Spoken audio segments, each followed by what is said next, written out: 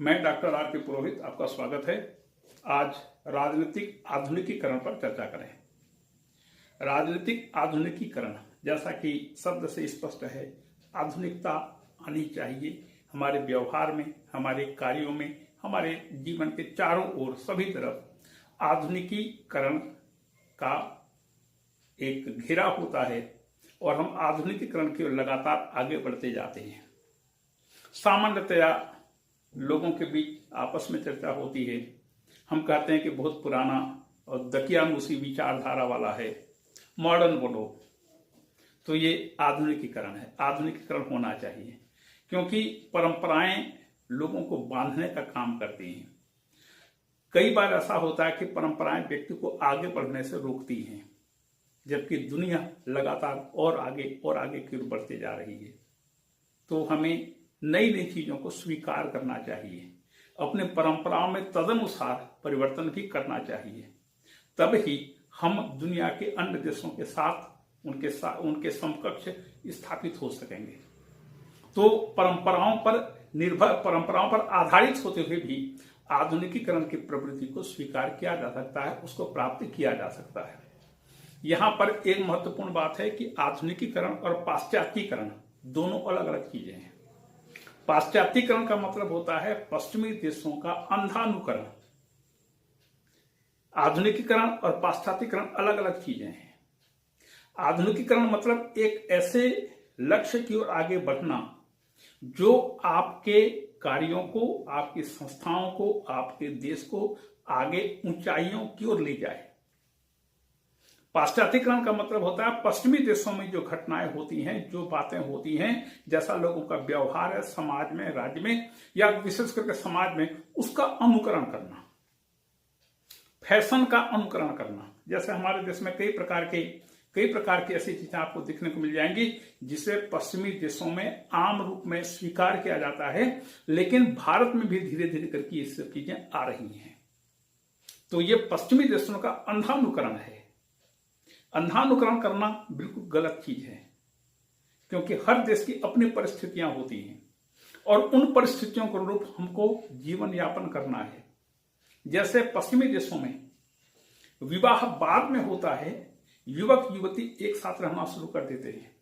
भारत में इस चीज को भी लागू किया गया है। यह क्या है? शुद्ध रूप में पश्चिमी देशों का अनुकरण है, अंधानुकरण है। ये गलत चीज है। हर देश की अपनी परिस्थिति होती है। जैसे पश्चिमी देशों में लोग, चूंकि पश्चिमी देशों में हमेशा ठंड पड़ती रहती है, साल भर ठंड पड़ती रहती है, तो वहां पर 3 पीस सूट और गर्म गर्म कपड़े पहने रहते हैं। यहाँ पर जब शादी होती है किसी युवक की, तो वह 45 डिग्री टेम्परेचर में भी सिर, बूट, टाई, कोट पहन करके बारात निकलता है। पश्चिमी देशों का अनुकरण। ये पाश्चात्यीकरण अलग चीज है।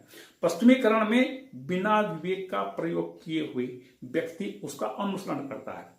आधुनिकीकरण में विवेक का प्रयोग करते हुए वह उचित मार्ग को स्वीकार करता है। आधुनिकीकरण को परिभाषित करते हुए क्लाइव वेल्थ बोलता है कि आधुनिकीकरण एक प्रक्रिया है। प्रक्रिया मतलब चलने वाला काम है। एक निश्चित विधान के द्वारा, एक निश्चित प्रक्रिया के द्वारा, पद्धति के द्वारा उसको स्वीकार किया जाता है। उसमें आगे आगे काम होते रहता है। एक प्रक्रिया है जो साधनों के विवेकपूर्ण उपयोग पर आधारित है। साधनों का विवेकपूर्ण उपयोग, अंधानुकरण नहीं, अपने देश की परिस्थिति के अनुरूप उपयोग करना और आधुनिक समाज की स्थापना के उद्देश्य से युक्त होती है। आधुनिक समाज की स्थापना करना ताकि विवेक के द्वारा उसको आगे गतिशील बनाया जा सके। फिर है, हंटिंगटन कहता है कि आधुनिकीकरण एक बहुपक्षीय प्रक्रिया है। जीवन के किसी एक क्षेत्र में आधुनिकीकरण होगा ऐसा नहीं है। जीवन के चारों ओर, पूरे देश की संपूर्ण व्यवस्था में एक परिवर्तन आता है, विवेकपूर्ण परिवर्तन होता है। तो एक बहुपक्षीय प्रक्रिया है। मानव की गतिविधियों और विचारों के सभी क्षेत्रों में परिवर्तन सम्मिलित रहता है। विचारों के सभी क्षेत्र में, मानव जीवन की प्रत्येक गतिविधियों में इसमें सम्मिलित किया जाता है। इसके बाद कोलमैन ने राजनीतिक आधुनिकीकरण को परिभाषित करते हुए कहा है कि राजनीतिक आधुनिकीकरण एक ऐसे संस्थागत ढांचे का विकास है। एक राजनीतिक संस्थागत ढांचे का विकास, राजनीतिक ढांचा, राजनीतिक व्यवस्था, का विकास है जो पर्याप्त लचीला हो और इतना शक्तिशाली हो कि उसमें उठने वाली मांगों का सामना करने की क्षमता उसमें हो। राजनीतिक आधुनिकीकरण किसे कहेंगे? जब एक समाज, एक राजनीतिक व्यवस्था का गठन हमने किया, वह इतना लचीला हो कि वह आम जन तक पहुंच सके और उसमें इतनी क्षमता और शक्ति हो कि पर्यावरण से उठने वाली मांगों का वह दृढ़ता पूर्वक मुकाबला कर सके। एक छोटा सा उदाहरण लीजिए। अभी किसानों का आंदोलन फिर शुरू हो गया है। किसानों का आंदोलन पहले भी हुआ था, इसके पहले भी हुआ था और अभी फिर शुरू हो गया है। क्या केंद्र सरकार में अथवा राज्य सरकार में इतनी क्षमता है कि वह उस प्रकार के आंदोलन का दृढ़ता पूर्वक सामना और मुकाबला कर सके? पिछले बार जब किसानों का आंदोलन हुआ तब वर्षों चला था, अभी फिर शुरू हो रहा है इनका आंदोलन। तब से लेकर के आज तक क्या कोई प्रगति हुई? कोई प्रगति नहीं हुई, क्योंकि भारत में लोगों की प्रवृत्ति है, लोग, हमारे राजनीतिक नेताओं की प्रवृत्ति है, अब फिलहाल अभी टाल दो, आगे आने वाला शासक वर्ग देखेगा, हमसे तो बला टलेगी, अभी किसी न किसी प्रकार से टाल दो, तो आगे हम लोग फॉरवर्ड करते रहते हैं। ऐसा नहीं होना चाहिए। तो कोलमैन कहता है कि एक ऐसे लचीली व्यवस्था होनी चाहिए जो आम जनता तक, आखिरी सिरे तक पहुंच सके, लेकिन उसमें इतनी क्षमता होनी चाहिए कि वह पर्यावरण से जो भी मांगे आती हैं उसका दृढ़तापूर्वक मुकाबला कर सके, हां या ना ये डिसीजन ले सके। हम उसे राजनीतिक आधुनिकीकरण कहेंगे। राजनीतिक आधुनिक इसमें फिर आगे बात कही जाती है कि प्रत्येक व्यक्ति को मांग रखने का पूरा अवसर मिलना चाहिए, क्योंकि एक लोकतांत्रिक देश में प्रत्येक व्यक्ति को अपनी मांग रखने का, अपनी बात कहने का पूरा अवसर मिलना चाहिए और उसको उसके मांगों को पूरा प्राप्त करने का अधिकार है। तो शासन में इतनी क्षमता होनी चाहिए कि वह आम जनता की आवश्यकताओं को पूरा करे। राजनीतिक व्यवस्था का यह दायित्व है कि वह लोगों की आवश्यकताओं को पूरा कर सके और अनुचित के आगे न झुके, दृढ़ता से उसको अस्वीकार कर दे। यदि कोई अनुचित मांग की जाती है पर्यावरण के द्वारा, उसका दृढ़ता से मुकाबला कर सके, उसको दृढ़ता से सामना कर सके। यदि उचित मांग है उसको स्वीकार करने की हिम्मत और क्षमता होनी चाहिए और यदि गलत चीज की मांग की जा रही है उसका दृढ़ता से दमन करने की क्षमता भी राजनीतिक व्यवस्था में होनी चाहिए। तब जाकर के हम कहेंगे कि राजनीतिक आधुनिकीकरण हुआ है। इसकी विशेषताएं, पहला है शक्ति केंद्र में वृद्धि। ये शक्ति केंद्र में वृद्धि का मतलब विकेंद्रीकरण होता है।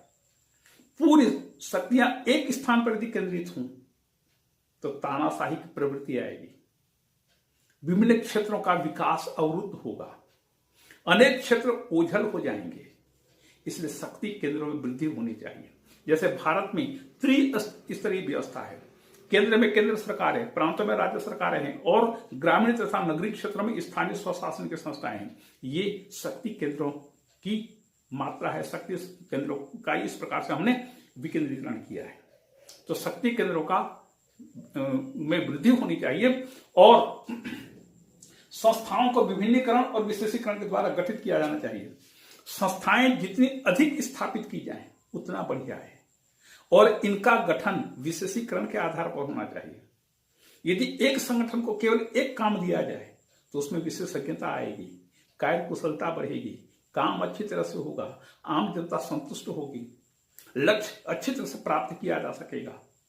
तो विभिन्नीकरण भी होना चाहिए, विशेषीकरण भी होना चाहिए। तीसरा, जन सहभागिता में वृद्धि हो। निरंतर जन सहभागिता में जब तक वृद्धि नहीं होगी लोकतंत्र में कोई भी काम सफल नहीं हो सकता।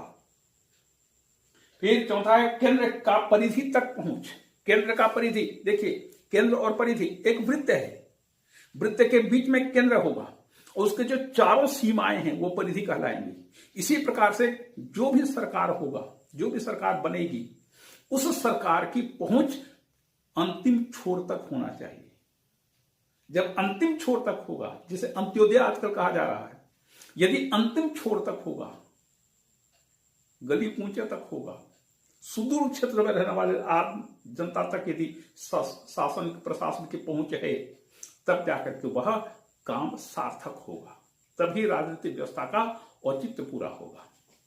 फिर केंद्र और परिधि के बीच अंतरक्रिया, इनके बीच अंतरक्रिया होनी चाहिए। केंद्र और प्रांत सरकार और स्थानीय सरकारें, इनके बीच निरंतर एक तारतम्यता बनी रहनी चाहिए, इनके बीच समन्वय होना चाहिए, सब एक दूसरे के संपर्क में रहें, केंद्र का सहयोग करें, प्रांतीय सरकारों को केंद्र भी पूरी स्वायत्तता देवे, स्थानीय सरकारों को भी राज्य सरकारें पूरी स्वायत्तता देवे। इनके बीच निरंतर अंतरक्रिया, काम धाम लगातार होना चाहिए।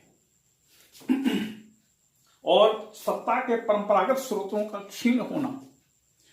पुराने जमाने में कई प्रकार के सत्ता के केंद्र होते थे, कई एक एक स्थानों पर कई परंपरागत स्रोत होते थे। जैसे अभी भी हरियाणा और उधर खाप पंचायतें होती हैं, अनेक प्रकार के सामाजिक संगठन होते हैं, धार्मिक संगठन होते हैं, ये सत्ता के अलग अलग केंद्र माने जाते हैं, केंद्र होते हैं। तो ऐसे परंपरागत जो स्रोत हैं, इनका क्षीण होना आवश्यक है, ताकि देश का शासन, देश की संपूर्ण व्यवस्थाएं संविधान और कानून के अनुसार चल सके। फिर है राजनीतिक व्यवस्था के प्रति बढ़ता लगाव। राजनीतिक व्यवस्था एक सीधी सी बात है, यदि किसी सरकार को जनता ने 5 वर्ष के लिए चुना है, यदि किसी राजनीतिक दल को 5 साल का जनादेश मिला है शासन करने का, तो उसको कार्यकाल पूरा करने का अवसर दिया जाना चाहिए। ऐसा नहीं कि आए दिन आंदोलन, प्रदर्शन, जुलूस, रैली, ये सब तमाम चीजें हों और सरकार को त्याग पत्र देने के लिए बाध्य किया जाए, ये पूरी तरह से गलत है। 5 साल आपने टाइम दिया है, 5 साल के अंदर देख लीजिए उसका काम क्या है। यदि आपको पसंद नहीं आए तो 5 साल के बाद होने वाले चुनाव में उसको अलग कर दीजिए, दूसरे दल को स्थापित करिए। तो राजनीतिक व्यवस्था के प्रति जनता का लगाव बढ़ना चाहिए। और 8वां है व्यापक आधार युक्त नौकरशाही होनी चाहिए। नौकरशाही ऐसी होनी चाहिए जो नियमों को, नीतियों को अच्छी तरह से लागू कर सके। नौकरशाही जितना ईमानदार होगा, देश का विकास उतनी तेजी से होगा। जब तक हमारे देश में, हमारे या किसी भी देश में, यदि किसी देश ने तीव्र गति से विकास किया तो इसका श्रेय नौकरशाही को दिया जा सकता है, और यदि किसी देश की व्यवस्था गड़बड़ हुई तो उसका जिम्मेदार भी नौकरशाह है। तो नौकरशाह एक प्रमुख स्तंभ है शासन में। नौकरशाहों की उपेक्षा नहीं की जा सकती। ये नौकरशाह जितना अच्छे होंगे, देश उतनी तेज गति से आगे बढ़ेगा। फिर प्रभावक तत्व, राजनीतिक आधुनिकीकरण को प्रभावित करने वाले कौन कौन से तत्व हैं? सबसे पहला है परंपरागत राजनीतिक संरचना और संस्कृति। जो परंपरागत संस्थाएं हैं, परंपरागत सत्ता के स्रोत हैं, इनकी प्रवृत्ति क्या है, ये क्या सोचते हैं, इनका दृष्टिकोण क्या है व्यवस्था के प्रति, राजनीतिक व्यवस्था के प्रति इनका दृष्टिकोण क्या है। ये सत्ता हाथ में लेना चाहते हैं, छोड़ना चाहते हैं। देश के संविधान के प्रति इनका दृष्टिकोण क्या है, देश की राजनीतिक व्यवस्था के प्रति इनका दृष्टिकोण क्या है। तो परंपरागत जो सत्ता के स्रोत हैं, ये प्रभावित करते हैं देश की व्यवस्था को, आधुनिकीकरण को। दूसरा है उचित अवसर पर ठोस कदम उठाना। एकदम से, जैसे अभी किसान आंदोलन हो रहा है और उसमें मान लीजिए सरकार के द्वारा ऐसा कदम उठाया जाता है जिससे एकदम किसान भड़क जाते हैं, तो एक गलत चीज होगा। इसलिए शासन को उचित अवसर पर ठोस कदम उठाने चाहिए। जैसे श्रीमती गांधी ने इमरजेंसी लगा दिया, इमरजेंसी लगाकर सब विरोधी नेताओं को जेल में डाल दिया, संविधान में मन चाहे परिवर्तन कर दिया, कोई बोलने वाला, टोकने वाला कोई भी नहीं। उचित अवसर पर ठोस कदम, जैसे अवसर मत चूको चौहान, 4 बांस 24 गज, अंगुली अष्ट प्रमाण, अवसर मत चूको चौहान। इसी प्रकार से उचित अवसर पर ठोस कदम उठाना चाहिए।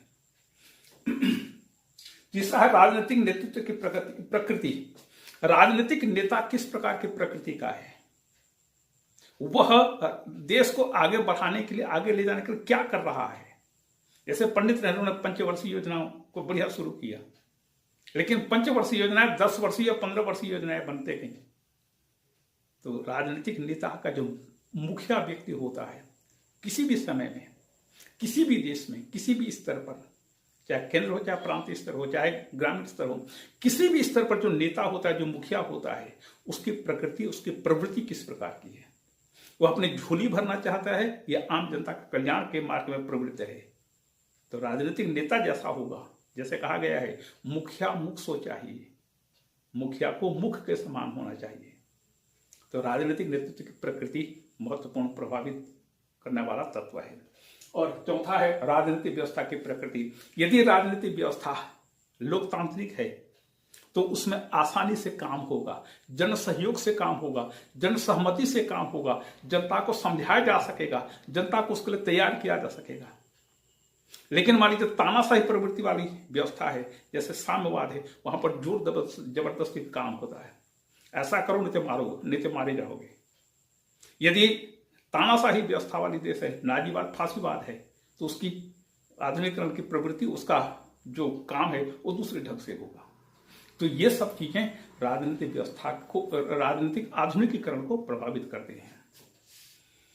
प्रतिमान, प्रतिमान का मतलब होता है कि क्या ऐसा कोई स्टैंडर्ड है, ऐसा कोई नियम है, ऐसा कोई रूल्स रेगुलेशंस है कि इस गति से, इस प्रकार से काम करने से राजनीतिक आधुनिकीकरण हो जाएगा? क्या ऐसा कोई स्टैंडर्ड है? तो इसके बारे में कहा गया है कि ऐसा कोई भी प्रतिमान या स्टैंडर्ड राजनीतिक आधुनिकीकरण का स्थापित नहीं किया जा सकता, क्योंकि हर देश की अपनी परिस्थितियां होती हैं, अपनी परंपराएं और संस्कृति होती है। हर देश दूसरे देश से भिन्न होता है, और यदि भिन्न न भी हुआ तो भी राजनीतिक आधुनिकीकरण या अन्य कई प्रकार की चीजें उस देश की व्यवस्था को प्रभावित करती हैं। तो हर देश की संस्कृति और परंपराएं अलग अलग होने के कारण राजनीतिक आधुनिकीकरण का एक निश्चित प्रतिमान तय नहीं किया जा सकता। अब मान लीजिए दो देश एक ही थे, फिर अलग अलग हो गए। भारत और पाकिस्तान को देख लीजिएगा। आज 1947 के पहले भारत पाकिस्तान एक थे।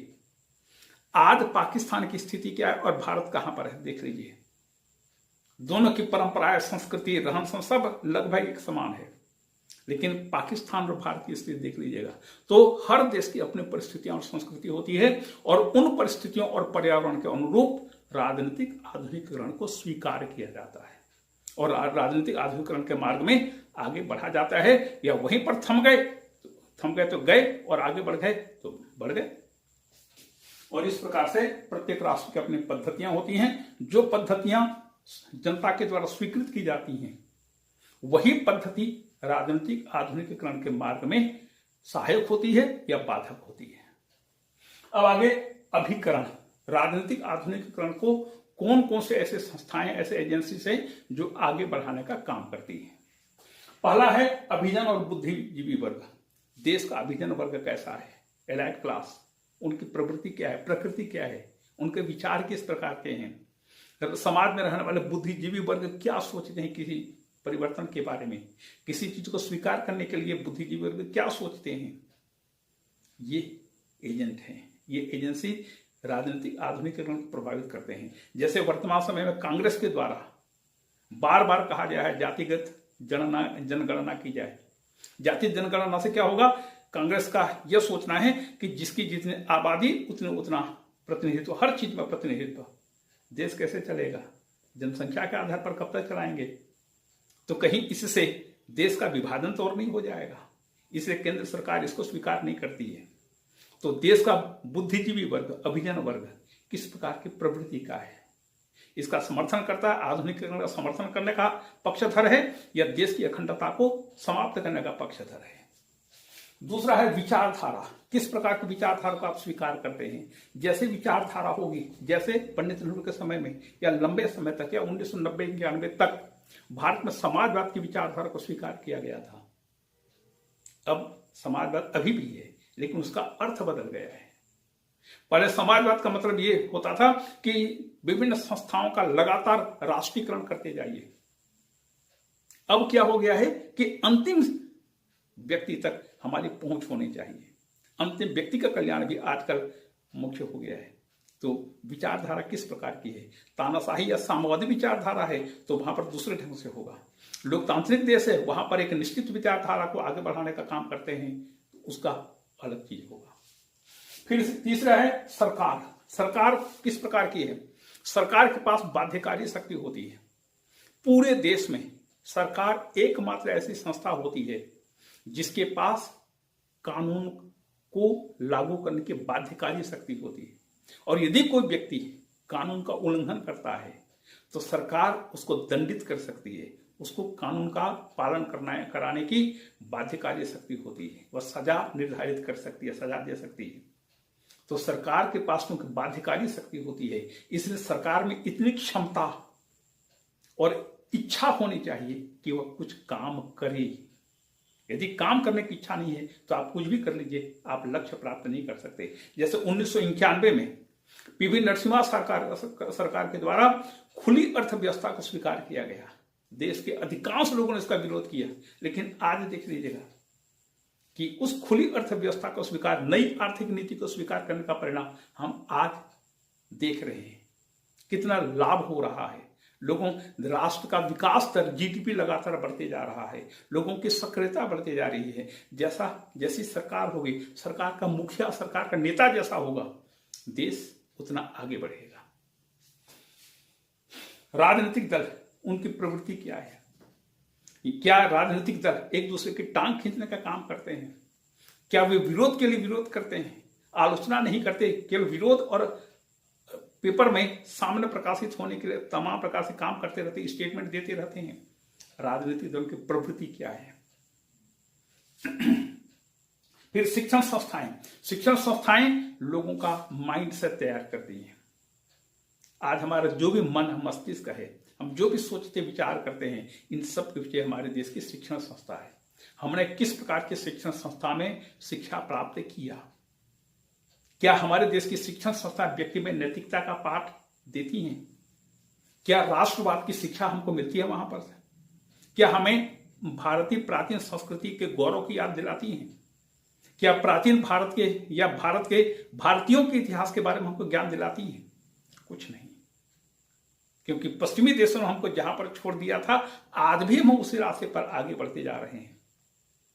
अंग्रेजों ने जहां पर हमको छोड़ा था वहीं से आगे बढ़ते जा रहे हैं, उसको हम छोड़ नहीं पा रहे हैं।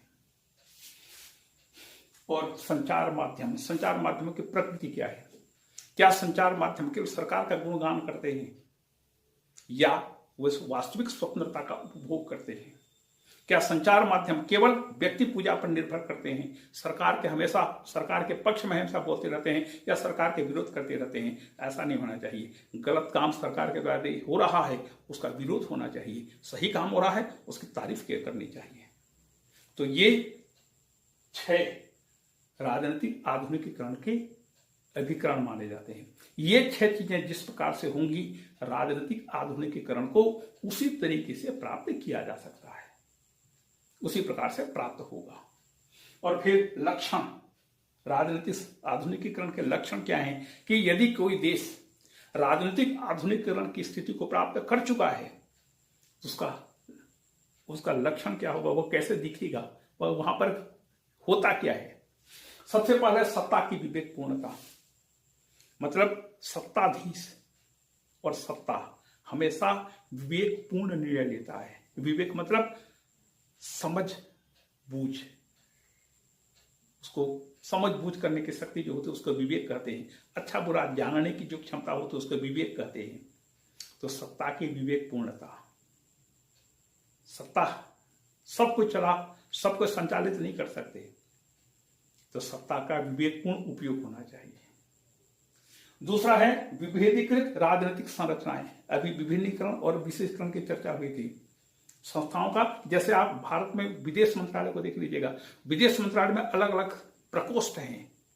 एक प्रकोष्ठ पाकिस्तान के लिए है, दूसरा प्रकोष्ठ बांग्लादेश के लिए, तीसरा प्रकोष्ठ अपने आसपास के पड़ोसी देशों के लिए है, फिर एक प्रकोष्ठ यूरोपियन देशों के साथ संबंधों के लिए, अगला प्रकोष्ठ रूस आदि देशों के साथ, फिर अगला प्रकोष्ठ अमेरिका आदि देशों के साथ, फिर एक प्रकोष्ठ अरब देशों के साथ।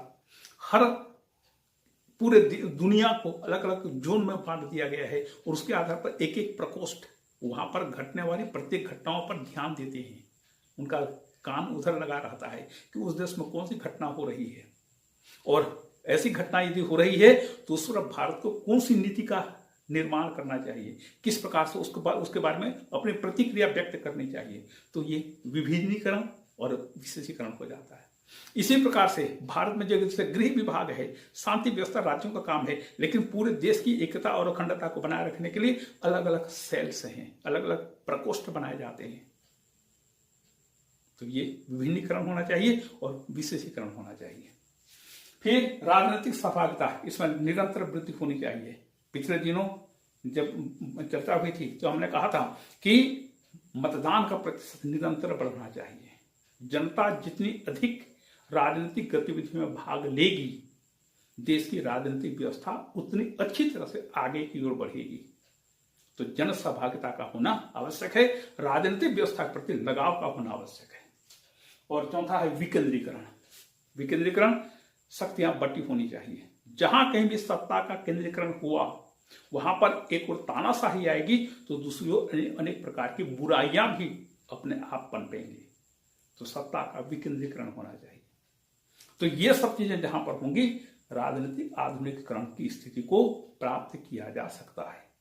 निष्कर्ष रूप में यह कहा जा सकता है कि पूरी दुनिया के साथ कदम से कदम मिला करके हमें आगे बढ़ना है और आगे बढ़ने के लिए आधुनिकीकरण आवश्यक है।